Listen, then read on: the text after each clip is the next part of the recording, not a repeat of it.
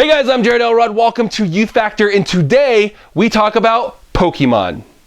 That's right.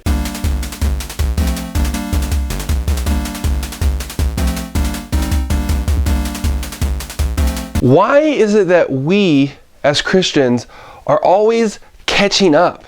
And we're always coming in last place and trying to get onto things way after they have already been out. I mean, I see this all the time. I mean, even since I started Youth Factor, I've been pushing Snapchat.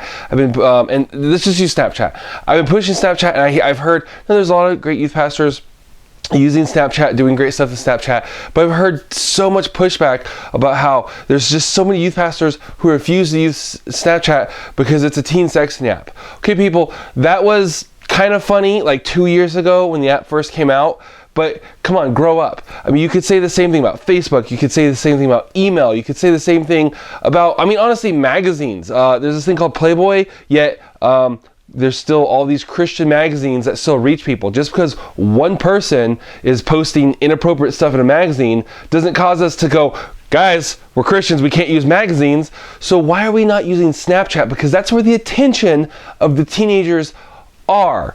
And by saying we're drawing a line and we're not going to use it because a couple of dumb kids got caught and the media picked it up, and so that's all that this thing's good for, and so we're not going to use it at all, even though our students almost, I mean, there's a few exceptions, like, you know, there's some rural places I've heard, you know, who they don't really use Snapchat. They're still like on Facebook or whatever. But guys, your students aren't on Facebook.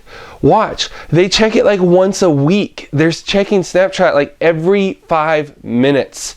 I mean, I'm a teacher in a private school where they're not allowed to have phones, and I still get Snapchats where I see myself like in the background where they took them, like they don't care. You're not even supposed to use the phones. Snapchat is integrated into their lives. So by saying we're not going to use it, that's just one more way that we're jumping on this whole let's just wait and find out, and then it's too late. Like, guys, we have to be on the forefront of technology. We have to be on the forefront of trends. So there's really only two options for us here. Okay, so the first one is to pay attention to what's going on and be able to get ahead of trends. So like this whole waiting for, I mean, when I grew up, it was a joke about how we'd hear a song, like a secular song, go, oh, I really like the way that one sounds. Like, oh, wait 8 years, and you'll hear it on the Christian, you'll hear songs like it on the Christian station. And it was a joke, and it was funny, but it was true. Like, maybe it wasn't 8 years, but that's the way it was, is we knew that whatever we were hearing in secular music, that's what Christian music was going to sound like in the next 2 to 4 years. And guys, it takes me off. Like, we are Christians. We are like connected to God, who is, by his very nature, he's a creator. He is imaginative. He created everything, right? He's creative. He likes that, and we're supposed to be in his created, there we go, let's use that word, in his image. But then we want to wait around and wait for everyone who's not connected to him in that same way to do something first.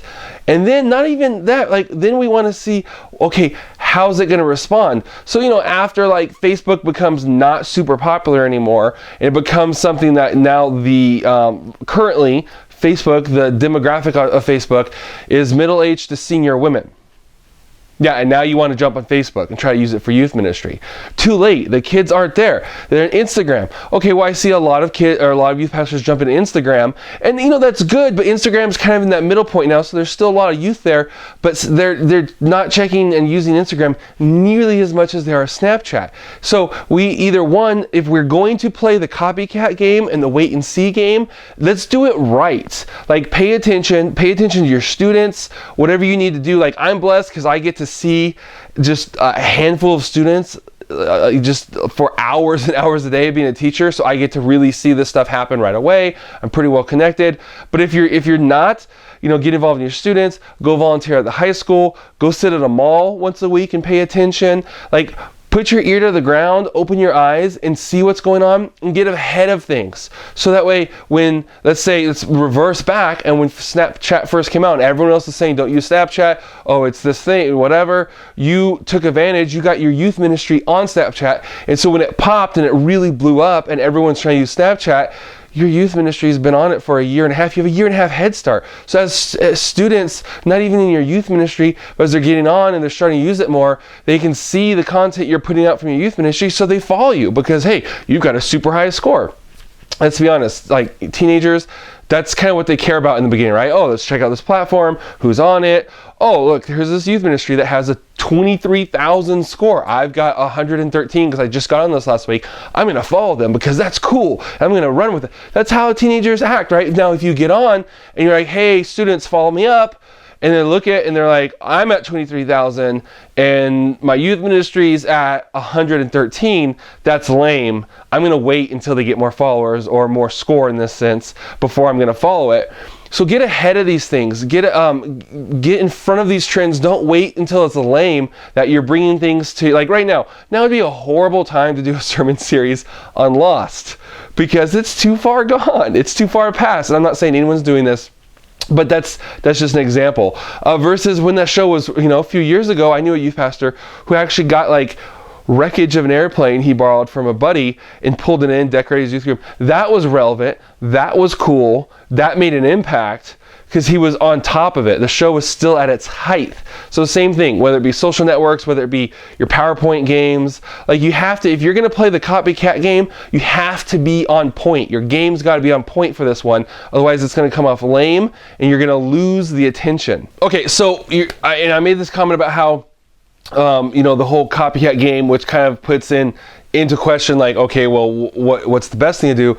Now, this one's much harder, but here's the thing. I believe that, in business, it's smarter to play the copycat game, find what's about ready to pop and jump on that, rather than trying to create the next thing, because there's only so many Mark Zuckerbergs and all these people who are innovators. And in business, it's easier, unless you happen to be one of those few people, to kind of jump on a wave, kind of like surfing. You don't create waves, you're like jumping on the wave right as it begins to crest. I hope that's the right terminology. Anyways, here's the thing. We have an advantage.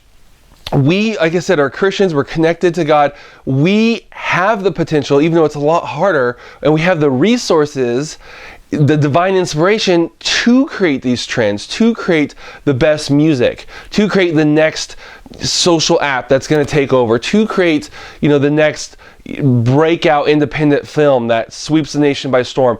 Whatever it is, we should be the ones doing this, guys. Like, we literally are that much closer to the creator who put that. So everyone out there, whether it be Steven Spielberg, in movies, or Mark Zuckerberg in social networks, Mark Pincus in the whole mobile games, whatever it is, Gary Vaynerchuk, my boy, in business, they all have that desire to create and to inspire, right? Because they are still, as humans, they're still created by God. Well, we are that much closer. We are connected, through to God through our relationship. So we should have that much more. And it drives me crazy. Quick story. This is totally gonna be a rant video, so I apologize. At least this portion.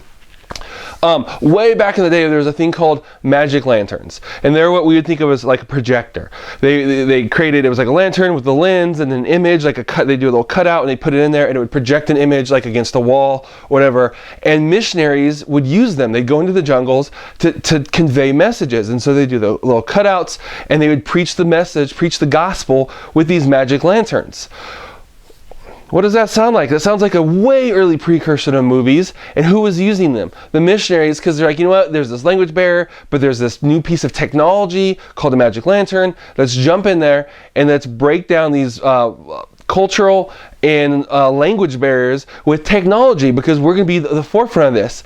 And then we pulled back as the church. And so instead of movies, mainstream movies, being led by Christianity, because it went from the magic lanterns to then, as the first movies came out, there were pastors and missionaries and godly men and women who were like, we can use this. This is This is a piece of technology. This is a tool to proclaim the gospel. No, we pulled back, and then we let Hollywood rise up and take over, and now 100 years later we're trying to play catch up. And so now we've got God's Not Dead and all these movies coming out, and Sherwood Baptist, who's making some great movies. We're playing catch up, and the thing is, it's always oh, that was really good for a Christian movie, when it should be the way around. Hollywood, guys, do we forget that there was a time when Hollywood would go into Amy McPherson's church and look at their props for ideas. Like producers and stuff would sneak in. I mean, it's a church, I don't think you have to sneak in, but they look at like their props and stuff they did on their stage for ideas for their movies. Where is that? We've lost that, and it drives me crazy. We need to get that back. Okay, so what got all this started? Like you click play and bam, out of the gate, no introduction. It just starts, right? Like I go, hey, Jared, welcome to the show. And then boom. So this all kind of got started. I shouldn't say started. This brought this all back. This is basically, I'm an old dog with a bone on this one, this whole topic for years, ever since I was quite young. But what kind of stirred this back up and kind of got me spitting fire on this again was the whole conversation with a student of mine about a new Pokemon game. Yeah, that's right. This episode is brought to you by Pokemon. I wanna be the very best, like no one ever was. To catch them is my real test. To train them is my cause. Okay, so I was never a Pokemon fan. I was a Dragon Ball Z fan. You know, if I had to go in the Pokemon realm, it was more of a Digimon, Fox Kid, Saturday morning kind of kid. But I have several students who are really into Pokemon, and they're super excited about this new Pokemon Go game. And after talking to them about it, like I'm all pumped up for it too. I told the guy it's going to be for cell phones. I'm like, oh, I'm going to download it. I'll play it with you. I don't like Pokemon, but this game sounds awesome. Let me give you, actually, you know what? I'm not going to give you an idea. Watch this really quick. You get an idea what the game's about.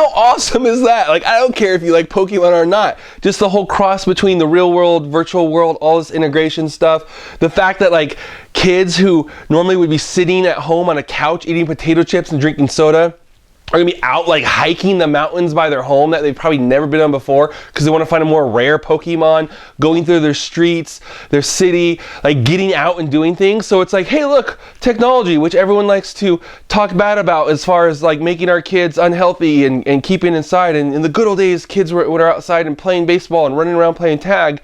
Like technology obviously can be redeemed for health issues. Like they're out there. I was told, he told me about an older version of a Pokemon game that had like a pedometer. So like every step you took, you got a level up of your character, and then you plugged it in and like your character got to level up if you took enough steps for the day. Like that's awesome. These are ways to take technology, be inspired by something that is normally considered a problem in like the health industry and getting kids active, and using that instead of complaining that technology is like the bane of like our children's health, and improving upon it. So here's the thing. why are we doing this stuff in ministry? Like in our youth services, why aren't we doing cool interactive stuff where, students are getting connected, whether it be, like I see some pretty cool stuff with Snapchat and some of you guys out there, I gotta give you some props. You're doing some awesome stuff with interactive games and whatnot. And, they're snapping and this and sharing this and getting friends and all this kind of stuff. And you guys are awesome. And you guys need to be posting more about that. You need to be like showing what you're doing, not just to get like, oh, Snapchat out there, but the whole innovative idea out there, because not enough youth pastors are doing that. So you guys need to get really vocal about those cool things you're doing. Secondly, why aren't we doing more of this kind of stuff, like I said, in services? And I think the answer is because we don't have anything to easily do it. I mean, as youth pastors, we're already tapped, right? Like a lot of us maybe are designers or video guys. And even then, like I'm a video guy and I have a hard time, even getting my stuff together because we're so busy. And so that I understand. But why is there not someone out there, like a former youth pastor? We as youth pastors, we basically, when we leave youth ministry for whatever reason, we become either car salesmen, guilty as charged, real estate agents, or life insurance agents. This goes for pastors too. How come a pastor or a youth pastor who has a little bit of a sabbatical for a few years or just gets out of ministry for whatever reason doesn't go start like a VR company who is able to like create this where I as a pastor can download an app, pay whatever one-time or monthly fee or whatever, and create like these virtual reward environment type stuff? Because when I was a kid, well, not a kid, but when I was in high school, when I was on leadership, our youth pastor, she was very innovative and she created this whole game. She came with this whole concept. Me, my buddy made the actual like board that went on the wall. It was this point thing, and for all the stuff you did, you got kids. And then I took that concept into kids ministry and grew our kids ministry with this whole game, and you get points for all the things you do. It's not like it's a new thing. Well, why is no one like digitizing that? And if like post in the comments, email me, let me know, because I want to feature some of these people doing this stuff and get the word out. But why aren't we doing more of this? Like, why can't I download an app or get on my computer and create some interactive thing where students can use the things they're already using, like Snapchat and Instagram and their cell phones, to interact with the youth ministry throughout the week? Like every time, for example, I love the pedometer thing, right? The whole is you walk throughout the week. So if I'm a kid who normally just sits around and plays video games, and I walk to the bus or my car, I go to school, like I'm very lazy. I come home and I play my DS, I play my Xbox. All of a sudden I'm now inspired because it's like I can sit and play for hours, or I can get out there and go for a walk and do these things. Like I'm already out anyways, instead of sitting on the bench just watching, I might as well go for a walk or go play baseball with my friends or something like that on recess, because I'm going to get those points, which is going to help me level up my character when I get home, which is going to save me a couple hours of running around doing little random missions that aren't that fun to level him up. Like that's innovative. Why don't we have something like that for youth ministry, to where every time they read a chapter of their Bible or they something and they take a quiz or this, or BuzzFeed quizzes are super popular, this stuff all ties in, where all these things like we want them to do as youth pastors, but it's so hard. They're like, oh, I struggle praying, I struggle. And it's not that they suck. Like it's not that they're bad students. I've talked to so many of them, and it's just they have a desire to want to pray more. They have a desire to want to read more. They just don't know how. They weren't raised in a generation where they were taught these disciplines. They weren't raised where mom and dad spent time with them, like reading the Bible before dinner. They weren't raised in Sunday school more often than not, where they learned all the Bible stories and they learned to memorize memory verses. So they weren't raised that way. They didn't come up in that. And now they're going, yeah, I know I need to read my Bible and prayer more. Duh, I'm not an idiot. You've been saying this since you got hired here 3 years ago. But how? I can't. I go to pray and I get distracted. I go to read my Bible and I fall asleep. So why isn't there someone creating this using technology, which we're always talking about? Oh, Snapchat. We'll go back to Snapchat. Oh, it's a sexting app. Technology, it's bad. Why isn't someone creating this kind of stuff to make these interactive things to where it can train them in these discipleship things, these spiritual disciplines, and then they get the instant gratification, because we know that's what our society is now. It's all the mobile generation. Rather than fighting against that and saying, pay attention, go back to my 13% episode, pay attention, sit still for an hour or 30 minutes while I preach, and put your phones away and don't talk and don't be distracted and don't scratch your leg, pay attention to me.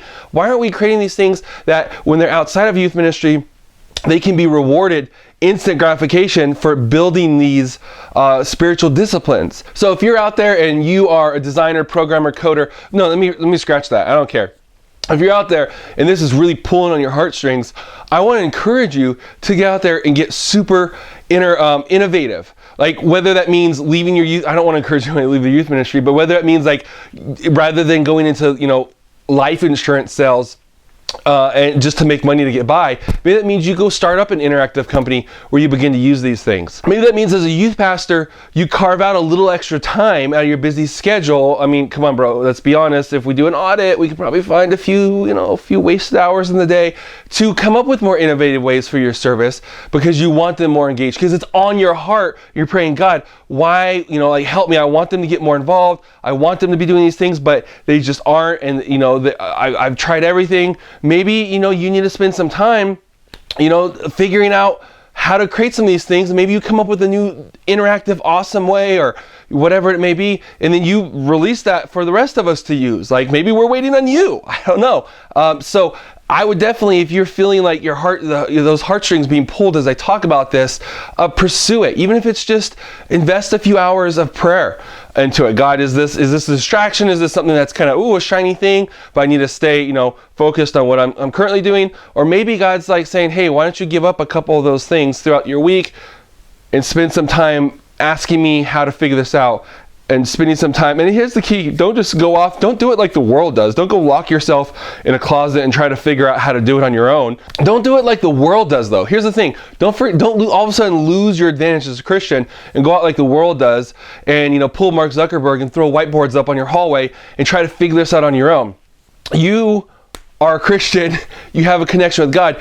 Get to your knees, get to your prayer room, and work this out with God. Okay, last point. I understand you're a single youth pastor, not single, like you're one person, not you're singles, you don't have a wife or a husband. My point is, I understand that you have limited resources. Your time is probably taxed, even if you have leaders. You have leaders because you're doing stuff, right? You don't have a dozen leaders because you got 30 kids and you've got leaders because you've got like a lot of kids and you're doing stuff. So I understand you're busy. So this next part is for the districts and for the denominational leadership. Again, I'm Assemblies of God, so we have districts, and then we have, of course, like what you think of as like a corporate office, the main office. But we have like districts, and we pay dues to them, and part of that is like for resources. And here's my frustration. I don't know about where I currently am. I'm new here, and I haven't gotten super involved. But when I grew up, it was always like this battle back and forth between like, well, why do we pay so much in dues? And it's like, oh, well, because that's for resources and it funds the district, and then we create resources for you. But then it seemed like anytime you picked up the phone and tried to get some sort of resource, and I'm ranting here a little bit, I apologize. So, take it with a grain of salt. It seemed like every time you picked up the phone and asked for help with something, it was always some conference they were planning, some brunch they were planning, that they wanted you to pay $55 to come down to and hear someone speak on a topic that is kind of sort of related to what you're talking about, but that's what they're currently pushing right now. But don't worry, if you bring your spouse, she's only $30. You don't have to pay, $55 twice. And that drives me crazy. It's like, why aren't you guys innovating? Like, I understand why youth pastors, strapped for time, strapped with budgets, but these larger organizations, whether it be Assemblies of God or, SBC, any of these ones, I'm just, starting a Presbyterian church. Like I don't, as I'm starting to make friends of different denominations and learning how vast a lot of these organizations actually are, why aren't you guys investing? In fact, you're probably a youth pastor watching this. If you're watching this, forward this message on. Share this with your DYD. Share this with whoever your above leadership is. Because what are you guys doing? Why aren't you guys creating these resources? Like, you guys are the perfectly positioned, and it's kind of your job description to equip, right, the youth pastors so they can go on and reach the students. Like, we need more tools like this. Like, we don't need brunches. I mean, maybe a few, they're kind of fun. But overall, we need better tools. We don't just need Speedlight t-shirts. Those are awesome, by the way. But we need more of this kind of stuff. It kind of would fall into your guys' job, and if you don't, it's going to end up being the next Christian Mark Zuckerberg who's going to go off and create $1 billion company. But then here's the thing: we're probably going to have to pay through the teeth for it. It's going to be an app that's going to cost $300 a month. I can't think of the name off the top of my head. Hopefully, I remember to put it up on the screen. There's a really awesome. Not every church could go and create church apps, but I remember Mars Hill went and contacted this company, and then they ended up just switching their business from making apps to like licensing that out. But it was expensive. Like I looked it up. Now it's like everywhere. I got to return a phone call actually to someone who wants to give us a free church app. That's cool. But at the time, it was super expensive because it was a business doing it versus what if a district had done it? You know, what if they'd come out and said, hey, we want our mobile's gonna be the new thing. Again, it's kind of late now. Like it's no one's impressed that your church has an app now. But there was a time where that could have gotten a lot more people on a Sunday because that was a big deal. It would have been impressive, would have grabbed the attention of eyeballs in the App Store of people looking for this and sensitive to it, download the church app and could have got there. So we kind of wasted that opportunity. I mean, there's churches who really capitalized on it. But what if a district had come out, and again, convert my saying district and all that stuff to whatever your denomination structure is, and said, you know what, we need our guys to have these good church apps. Let's hire a developer and a couple designers on to create this for our people. And I know they've done that with some website stuff, but it's always after the fact. Like, I apologize if I'm offending or ruffling feathers, but we need to step up our game here. Like, things are changing. We're missing opportunity after opportunity. A lot of times we're declining. I know there's some vanity metrics to show how we're growing, but guys, I'm looking around and we need to start being more innovative. We need to start taking advantage of some of this kind of stuff. Like sometimes I wonder if some of our unanswered prayers are just we don't like the answer God's given us, where we're saying, God bless my youth ministry, God bless my district, God bless the churches, we need growth, and God's saying, hey, you know what? Look at these opportunities I put here. Look at this opportunities I've pressed on your heart. Go and pursue these. And a lot of times I think the answer is not so much that God's, we're thinking, oh, it's an unanswered prayer I have to press through. A lot of times I think it's just God's waiting for you to do the last thing he told you to do. And it's just so unorthodox and out of the box, like, oh, God bless my youth ministry. We've been stuck at 500 for the last, 3 years, and we really need to grow. And God's like, you know what? You have been blessed with the resources and the budgets and all this kind of stuff. You need to go out and invest and create this next XYZ technology thing to get out there and then put it out for free or however. I'm not saying you have to do it free. I'm just speculating here, putting stuff out. And to be able to reach this next generation, and then you do that, you're going to inspire the next guy and the next guy and the next guy, and before you know, you're going to pull out your phone and like the top, I'm using Apple language here, but like the top apps, like the top out of the 150, you're gonna have 20 of them are going to be church apps or district apps or like Christian apps basically that are going to be connecting people and help. Like, okay, I'm going to stop here because I'm going to go on all day, but I think you get the point. I hope you can feel my heart here on this, and I'm hoping that at least one of you is inspired. It's got some idea in your, like it's been floating around your brain, and you've limited yourself because you're thinking that's not what a youth pastor, that's not what a district official, that's not XYZ looks like, and this is the way you do ministry, this is the way you reach people nowadays, or traditionally. I hope this inspires you to break out of that box and do what God's calling you to do. And for no other reason than it's fun, one more Pokemon video. Okay, so what you're saying is I move around this blurry stuff that kind of looks like grass and use these 4 attacks? Yeah. Here, let's try something that's a little bit better.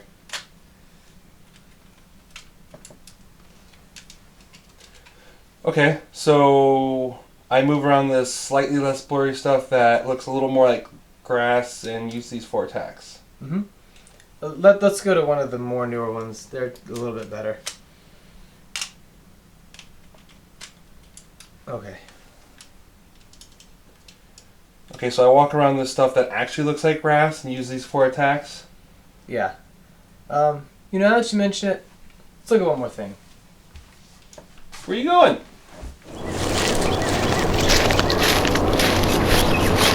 What are you doing? This is just the backyard. No, look, this is the new Pokemon game. It's called Pokemon Go. Whoa. See? That's the Pokemon right there.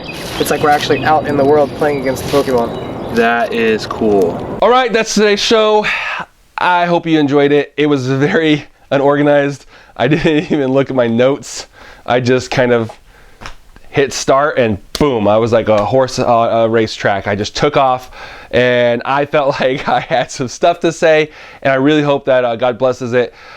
Here's the thing, if you got anything out of this, if it was beneficial, which I'm assuming that, you know, it's about 30 minutes into it and you're still listening, you got some value, do me a favor, do yourself a favor, subscribe up. Go ahead and click it. Go ahead, subscribe up. That way you can see the next videos. Guys, I feel like I really brought it today. Like I'm just saying, I know it's a little unorganized, but like the energy is like really up here. I feel like I said some really good stuff. I know I inspired some of you. I know there's people out there who need to be inspired by this. So I'm gonna ask for one more right hook. Do me a favor. That's business speak for asking for you to do something back. You know, I'm putting value out, now I'm asking for you to bring value back. In case you didn't get that whole right hook comment, go check jab, jab, jab, right hook. It'll make more sense. So I'm asking for one more right hook other than just the subscribe, which go ahead, if you haven't done that yet, go ahead and click the button. I want you to share this. Go to Facebook, Instagram, Snapchat, and record a little video and be like, guys, I just watched this video of this lunatic who got up and talked about Pokemon, and I think you should watch it. So subscribe, share, come back next episode.